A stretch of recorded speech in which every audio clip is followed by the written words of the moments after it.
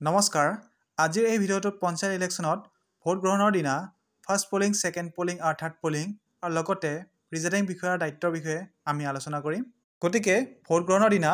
vote গ্ৰহণ আৰম্ভ হোৱাৰ আধা ঘণ্টা বা 15 মিনিট আগতে আপোনালোকে বেলট বাকচটো ৰেডি কৰিব লাগিব আৰু ইয়াৰ বাবে আপোনালোকে বেলট বাকচটো খুলি পেলাই আপোনালোকে গোটেইবোৰ পলিং এজেণ্টক দেখাব লাগিব যে বেলট বাকচটোৰ ভিতৰত কোনো বস্তু নাই আৰু তাৰ পিছত আপোনালোকে তেওঁলোকক দেখুৱাৰ পিছত বেলট বাকচটোৰ ভিতৰত এখন এড্ৰেছ টেগ আপোনালোকে ভৰাই দিব লাগিব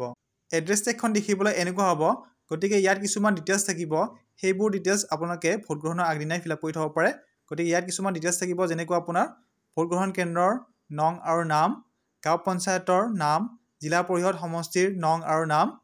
বেলট বাকচৰ নং এই নাম্বাৰটো আপোনাৰ বেলট বাকচৰ বাহিৰত লিখা থাকিব গতিকে সেই নাম্বাৰটো আপুনি ইয়াত বহাব লাগিব লগতে ভোট গ্ৰহণৰ তাৰিখ তাৰ পিছত প্ৰিজাইডিং বিষয়াই ইয়াতে সিগনেচাৰ কৰিব লাগিব আৰু ইয়াৰ ওপৰত ডিস্টিংগুইশিং মাৰ্কটো মাৰিব লাগিব আৰু এইখনৰ বেক সাইডত প্ৰিজাইডিং বিষয়াই সাইন কৰিব লাগিব আৰু লগতে আপোনাৰ পলিং এজেণ্টবোৰেও সাইন কৰিব আৰু তাৰ পিছতে আপোনালোকে বেলট বাকচৰ ভিতৰত এই এড্ৰেছ টেগখন ভৰাই দিব এড্ৰেছ টেগখন ভৰাই দিয়াৰ পিছত আপোনালোকৰ নেক্সট কামটো হৈছে আপোনালোকে বেলট বক্সটো সিল কৰিব লাগিব বেলট বক্সটো সিল কৰিবৰ বাবে আপোনাৰ প্ৰয়োজন হ'ব এখন গ্ৰীণ পেপাৰ সিলৰ গতিকে গ্ৰীণ পেপাৰ সিলখন দেখিবলৈ এনেকুৱা হ'ব এই গ্ৰীণ পেপাৰ সিলৰ এটা সাইড আপোনাৰ গ্ৰীণ হ'ব আৰু এটা সাইড হোৱাইট হ'ব আৰু যেটো গ্ৰীণ পৰ্চন থাকিব তাত এটা সিৰিয়াল নাম্বাৰ লিখা থাকিব আৰু সেই সিৰিয়াল নাম্বাৰটো প্ৰিজাইডিং বিষয়াই আৰু লগতে তাত উপস্থিত পলিং এজেণ্টবোৰে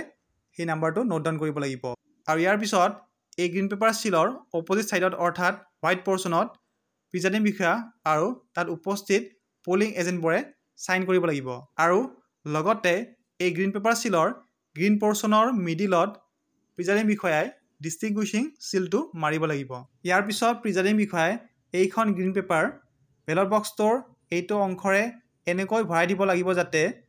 এইখন পেপাৰ সিলৰ হোৱাইট পৰ্চনটো বেলট বক্সৰ ভিতৰ পিনে থাকে আৰু গ্ৰীণ পৰ্চনটো বাহিৰৰ পিনে থাকে আৰু লগতে এইখন গ্ৰীণ পেপাৰ সিলৰ গ্ৰীণ পৰ্চনত মৰা ডিস্টিংগুইশিং মাৰ্কটো বাহিৰৰ পৰা দেখা হৈ থাকে আৰু ইয়াৰ পিছত প্ৰিজাইডিং বিষয়াই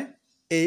গ্ৰীণ পেপাৰ সিলখন ইয়াতে ভাঁজ লগাই দুপিনৰ পৰা এনেকৈ এডজাষ্ট কৰি দিব আৰু লগতে ইয়াত এখন কাৰ্ডবৰ্ড সোমাই দিব যাতে এইখন লৰচৰ নকৰে আৰু ইয়াৰ পিছত বেলট বক্সৰ ঢাকনিখন ওপৰৰ পৰা বন্ধ কৰি ভোট গ্ৰহণৰ বাবে সাজু কৰিব বেলট বক্সৰ বাহিৰত থকা হেণ্ডেলত এই ধৰণে ৰছী লগাই ইয়াতে এখন এড্ৰেছ টেগ লগাই আৰু তাৰ পিছত ইয়াতে লা অকমান লগাই মেটেল সিলেৰে ইয়াতে সিল কৰি দিব লগতে এড্ৰেছ টেগত থকা ডিটেইলছবোৰ ফিল আপ কৰিবলৈ আৰু তাত সাইন কৰিবলৈ নাপাৰিব ইয়াৰ পিছত প্ৰিজাইডিং বিষয়াই বেলট বক্সৰ বাহিৰত থকা সিৰিয়েল নাম্বাৰটো নোট ডাউন কৰি ল'ব আৰু লগতে তাত উপস্থিত থকা পলিং এজেণ্টসকলক এই নাম্বাৰটো নোট ডাউন কৰি ল'ব ক'ব বেলট বক্স কেনেকৈ সিল কৰা হয় তাৰ সম্পূৰ্ণ প্ৰক্ৰিয়া এই ভিডিঅ'টোৰ ডেছক্ৰিপশ্যনত দিয়া আছে তাৰ পৰা আপোনালোকে সেই ভিডিঅ'টো চাই ল'ব পাৰে ইয়াৰ পিছত প্ৰিজাইডিং বিষয়াই প্ৰপত্ৰ 17 অংশ কখন ফিল আপ কৰিব এইখন হৈছে আপোনাৰ ভোট গ্ৰহণ আৰম্ভ হোৱাৰ আগতে প্ৰিজাইডিং বিষয়াই দিয়া ঘোষণা গতিকে এইবিলাক ডিটেইলছ প্ৰিজাইডিং বিষয়াই মাৰ্ক কপিৰ পৰা লিখি ল'ব ইয়াৰ পিছত প্ৰিজাইডিং বিষয়াই মাৰ্ক কপি অফ ইলেক্টৰৰ কপিটো তাত থকা উপস্থিত পলিং এজেণ্টসকলক দেখুৱাব আৰু লগতে যিবোৰ বেলট পেপাৰ দিয়া হ'ব সেইবিলাক বেলট পেপাৰৰ সিৰিয়েল নাম্বাৰ অৰ্থাৎ ফাৰ্ষ্ট আৰু লাষ্ট সিৰিয়েল নাম্বাৰটো তেওঁলোকক নোট ডাউন কৰিবলৈ ক'ব ইয়াৰ পিছত প্ৰিজাইডিং বিষয়াই ইয়াতে সিগনেচাৰ কৰিব আৰু ইয়াতে ডিস্টিংগুইশিং মাৰ্কটো মাৰিব আৰু তাৰ পিছত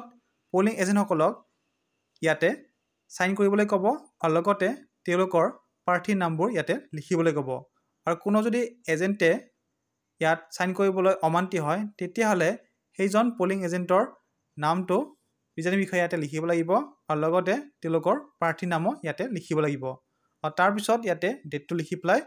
প্ৰিজাইডিং বিষয়াই ইয়াতে সাইন কৰি ইয়াতে ডিস্টিংগুইশিং মাৰ্কটো মাৰিব আৰু ইয়াৰ পিছত আপোনালোকে বেলট বক্স আৰু ভোটিং কম্পাৰ্টমেণ্টটো এই ধৰণে ৰেডি কৰি তাৰ পিছত আপোনালোকে নিজৰ নিজৰ আসনত বহি যাব আৰু ইয়াৰ পিছত দুৱাৰৰ সন্মুখত থিয় হৈ থকা পুলিচ বিষয়াজনক আপোনালোকে ক'ব যে তেওঁ যাতে বাহিৰত ৰৈ থকা ভোটাৰসকলক এজন এজনকৈ ভোট গ্ৰহণ কেন্দ্ৰৰ ভিতৰত আহিবলৈ দিয়ে